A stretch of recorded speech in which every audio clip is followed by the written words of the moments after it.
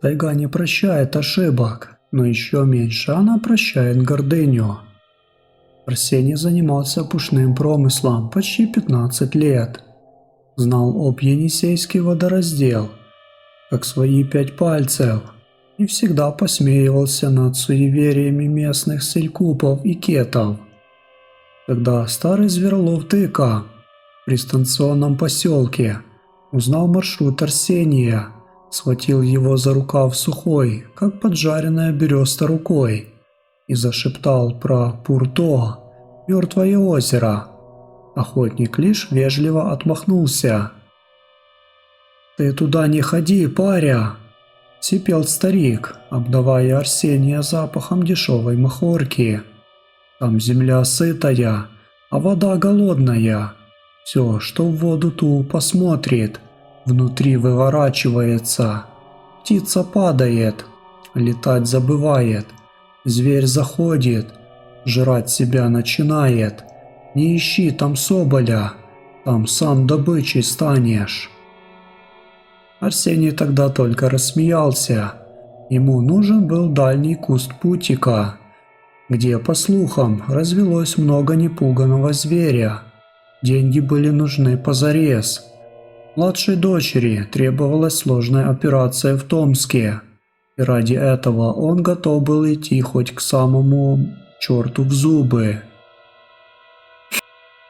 К исходу 6-го дня пути тайга изменилась. Пышные, укрытые тяжелыми шапками чистого снега, кедри и ели сменились уродливыми, скособоченными лиственницами. Они стояли, словно горбатые скелеты, покрытые грязно-серым, мохнатым лишайником. Снег здесь под ногами больше не хрустел чистым зимним хрустом. Он был рыхлым, сероватым, с легким маслянистым налетом, будто перемешанный с золой.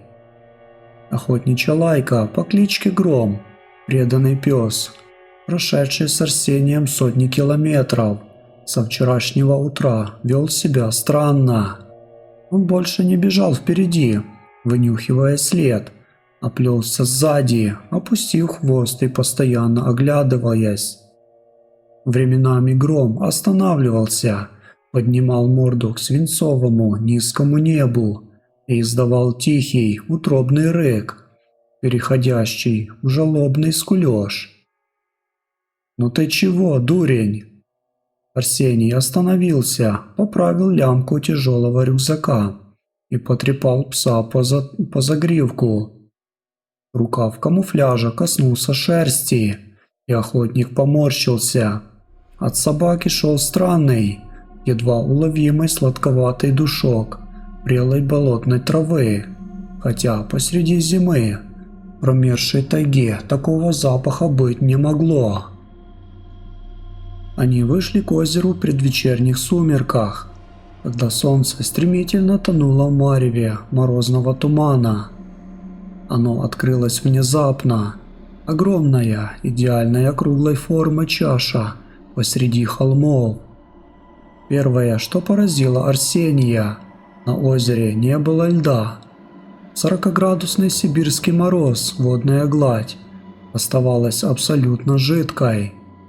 Вода была густой, тяжелой и такой черной, что казалось разлитым дегтем и чернилами. Она не шевелилась, на ее поверхности не было ни единой риски, ни единого всплеска. Это было гигантское мертвое зеркало, вросшее в глухую тайгу. «Вот тебе и Пурто», – прошептал Арсений, сбрасывая лыжи. По берегам озера торчали сухие мертвые камыши, покрытые толстым слоем черного пушистого инея. И тишина, плотная, ватная, абсолютная тишина, в которой звук собственного дыхания казался оглушительным святотатством. Не было слышно ни треска морозных деревьев, ни взмаха птичьего крыла. Тайга вокруг озера словно вымерла или затаила дыхание. Глава 2. избушка на костях. Охотничье зимовье обнаружилось на небольшом мысу, метрах 50 от кромки черной воды. Старый сруб из почерневших от времени кедровых бревен выглядел заброшенным. Крыша просела, маленькое окошко было затянуто мутным, потрескавшимся куском бычьего пузыря вместо стекла. Арсений толкнул низкую, тяжелую дверь. Она поддалась натужным, зловещим скрипом. Внутри пахло старой золой, мышиным пометом и тем самым приторно-сладким запахом, который он утром учуял от грома.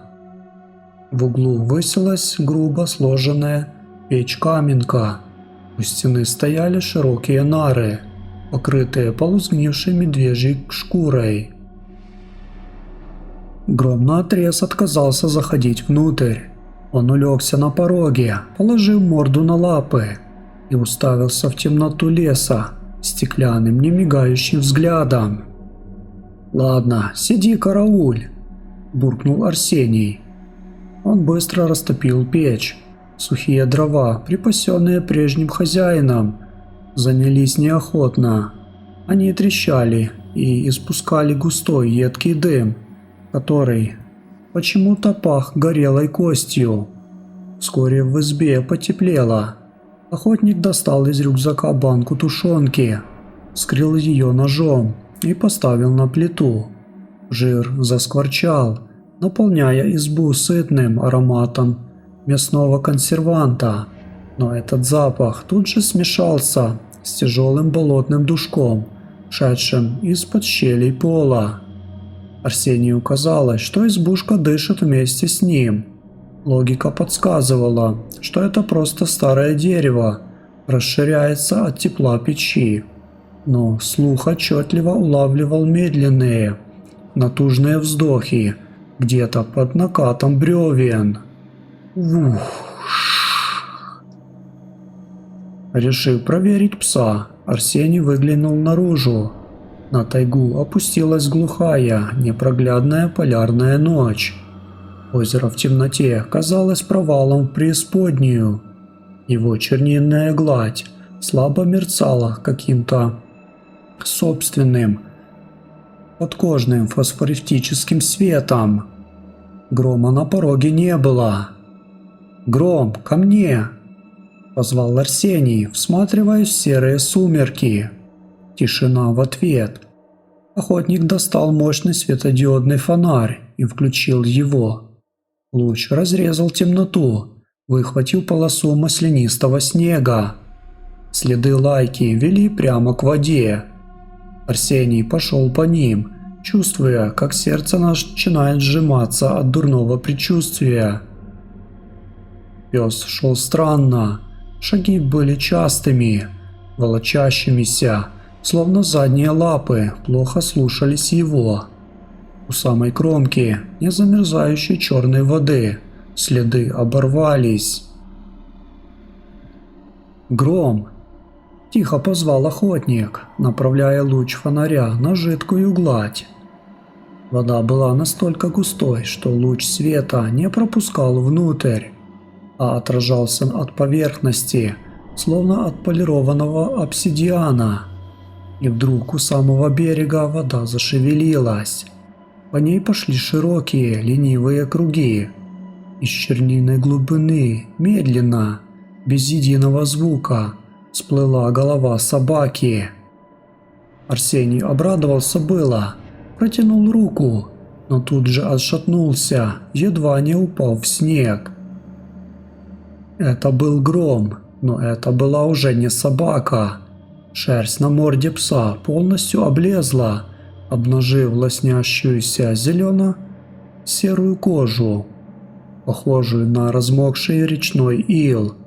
Глаза Лайки светились изнутри мутным, тухлым желтым светом, и в них не осталось ни капли прежней преданности или ума, только бездонный, первобытный, сводящий с ума голод.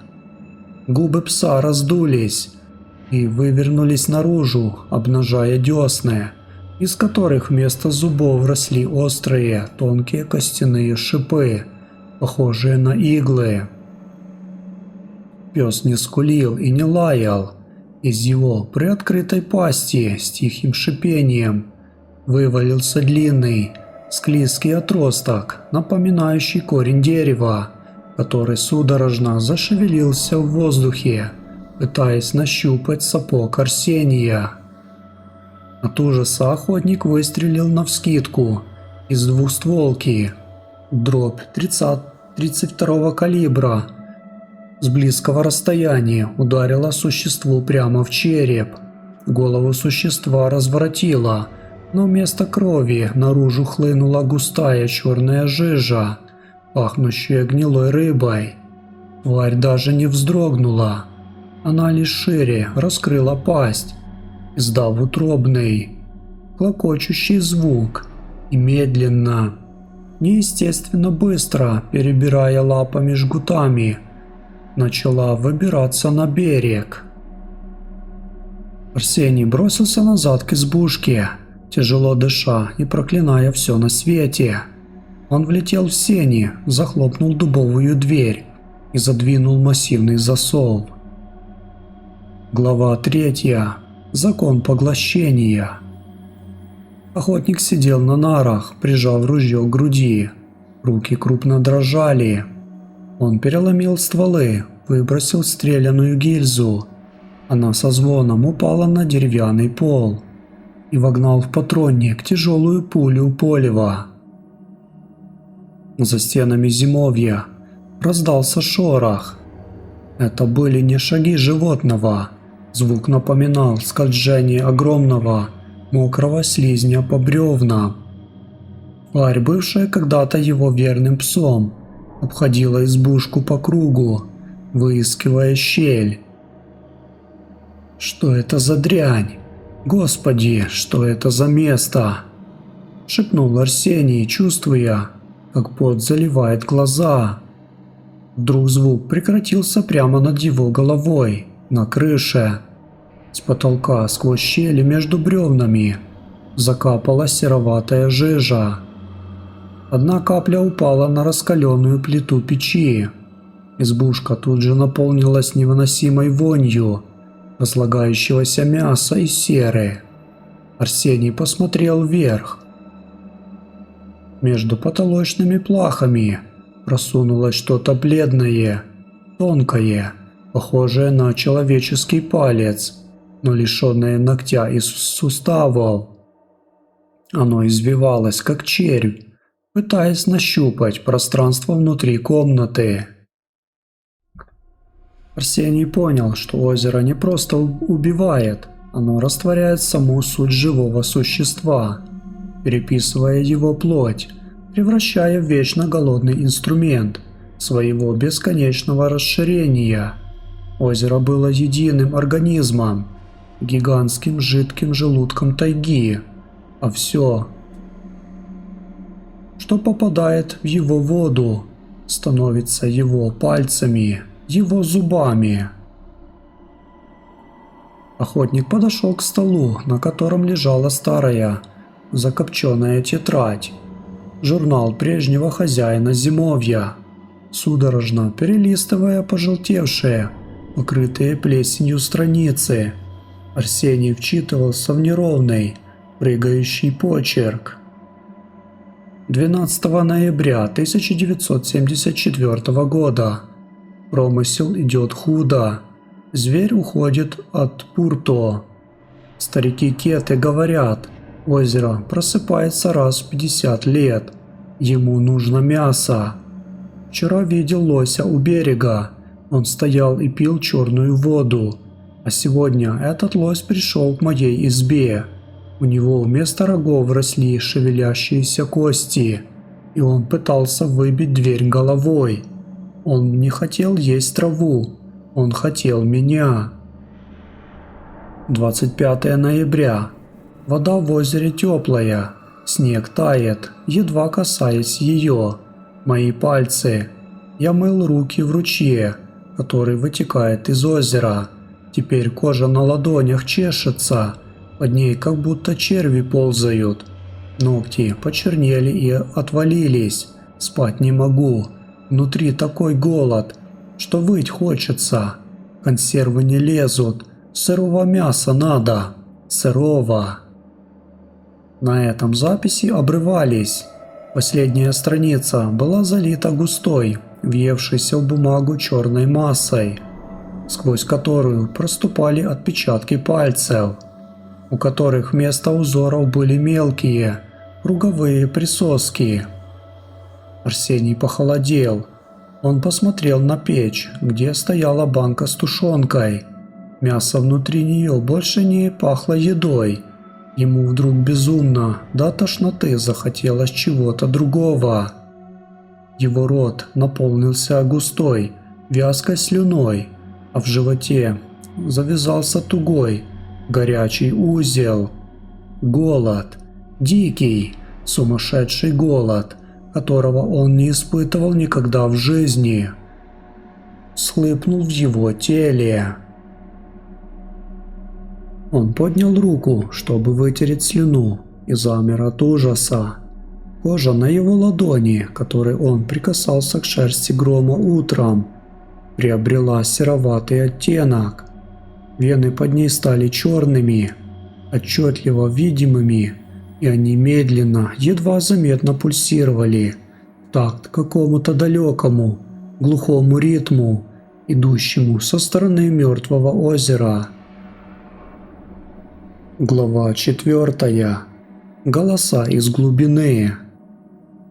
К полуночи голод стал невыносимым. Арсению казалось, что его собственные внутренности начинают пожирать друг друга. Он грыз сухари. Пытался пить водку из фляжки, но его тошнило. Человеческая еда казалась безвкусным, сухим пеплом. Организм требовал живой, сочащейся кровью плоти. Снаружи, у самого окна, раздался стук. Охотник вскинул ружье, направляя стволы на затянутое пузырем оконце. В тусклом свете угасающей печи он увидел, как материал пузыря натянулся внутрь комнаты. С той стороны к нему прижалось человеческое лицо. Оно было бледным, лишенным волос, ресниц и бровей. Кожа обтягивала череп так плотно, что проступали все анатомические швы. На месте рта была круглая, постоянно пульсирующая воронка, усаженная рядами мелких зубов. Но в очертаниях этого черепа Арсений с ужасом узнал черты лица пропавшего без вести 3 года назад геолога Максима, чью экспедицию искали всей областью. «Арсений!»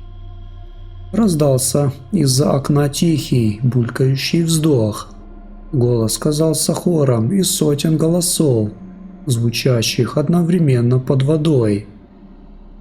«Открой! Вода теплая, сытая вода. Озеро даст тебе покой. В воде нет боли, нет долгов, нет страха. Только вечный, великий пир. Пей с нами, пей из нас». Тварь за окном начала методично биться головой о стену избушки. Бревна содрогались, с потолка сыпался сухой мох и земля.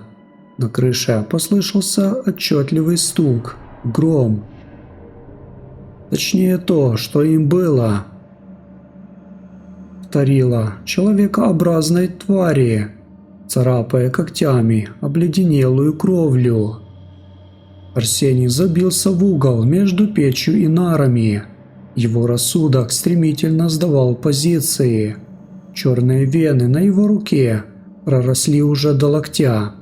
Он чувствовал, как кости внутри предплечья становятся мягкими, гибкими, словно превращаются в хрящи.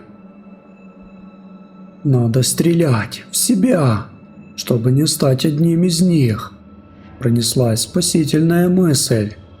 Он повернул двустволку дулом к подбородку, потянулся пальцем к спусковому крючку, но его палец больше не слушался. Он раздулся, суставы срослись, а между ними натянулась тонкая, серая перепонка. Разум мертвого озера, проникший в его кровь через зараженную шерсть пса, заблокировал команду на самоуничтожение. Озеро не позволяло своей будущей еде и части уничтожить биомассу.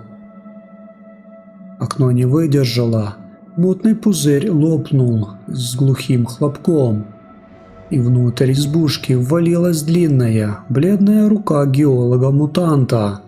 Она была невероятно гибкой, лишенной костей, и двигалась по полу, как бледная анаконда, распространяя вокруг себя невыносимый смрад болотных топей. Арсений закричал, выронив ружье.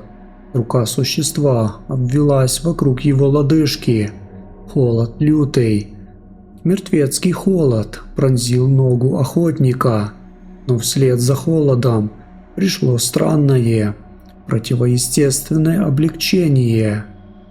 Боль в ноющем колене мгновенно исчезла.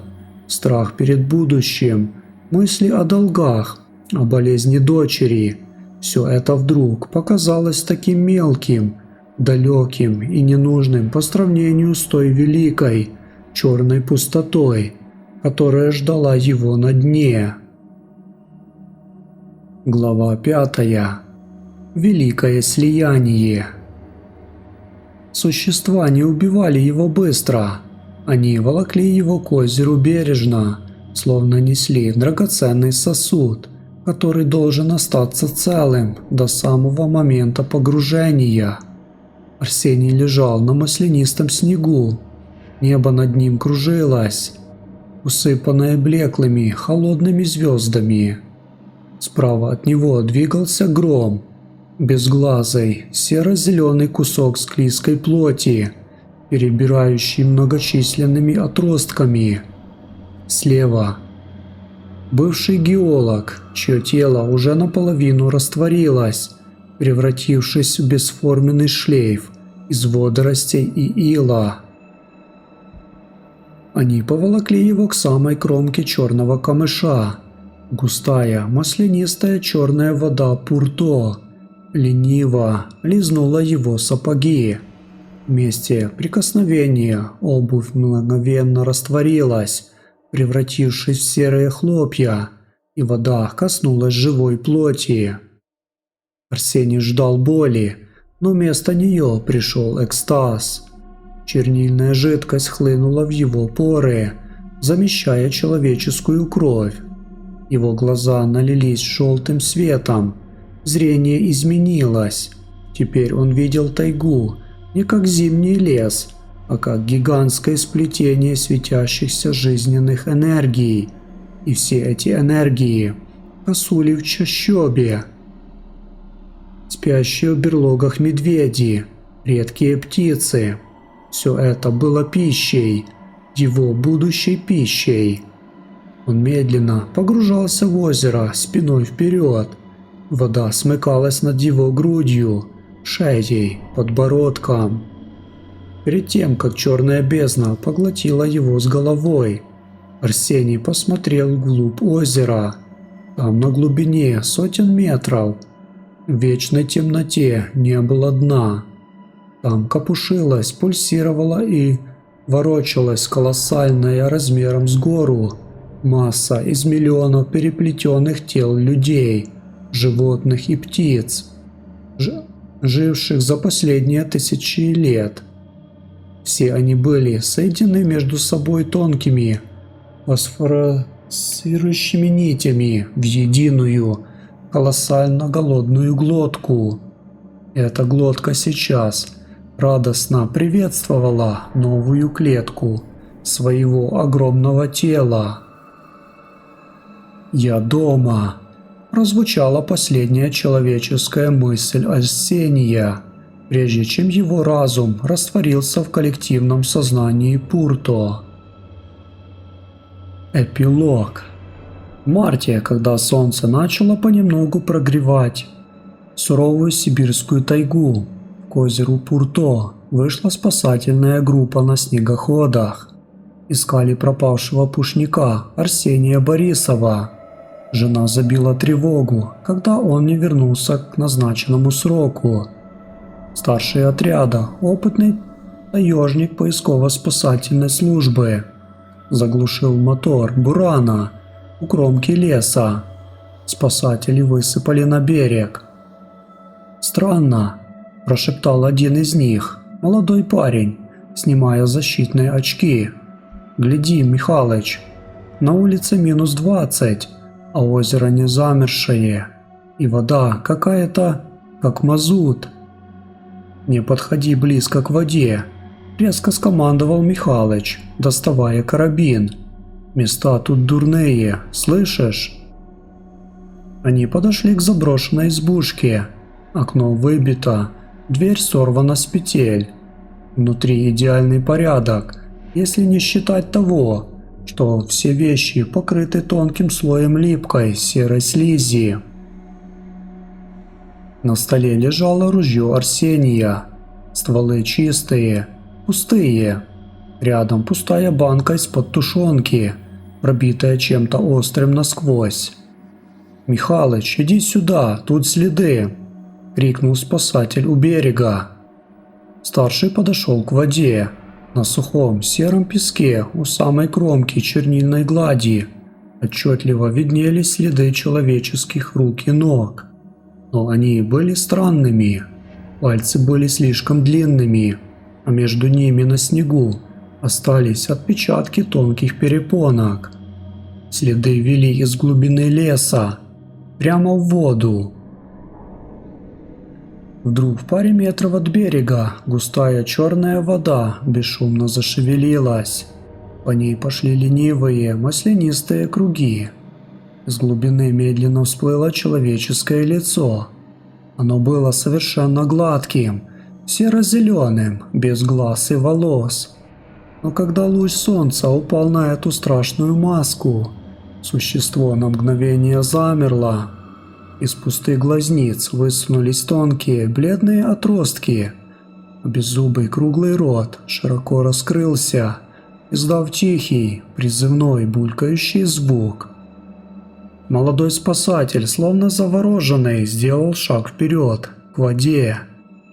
Его глаза стали стеклянными, а в животе внезапно завязался тугой, голодный узел. «Стой, дурак!» Михалыч мертвой хваткой схватил парня за шкирку и дернул назад, наваливаясь всем телом. «Назад! К снегоходам! Быстро!» Они бежали, не разбирая дороги, бросив часть снаряжения, а вслед им из черного, незамерзающего зеркала Пурто доносился тихий, свистящий, многоголосый смех. Озеро не расстроилось, озеро умело ждать. 100 лет, 50 или год. Для древней бездонной глотки тайги времени не существовало. Ей нужен был только голод, и этот голод рано или поздно приведет к ней новых гостей.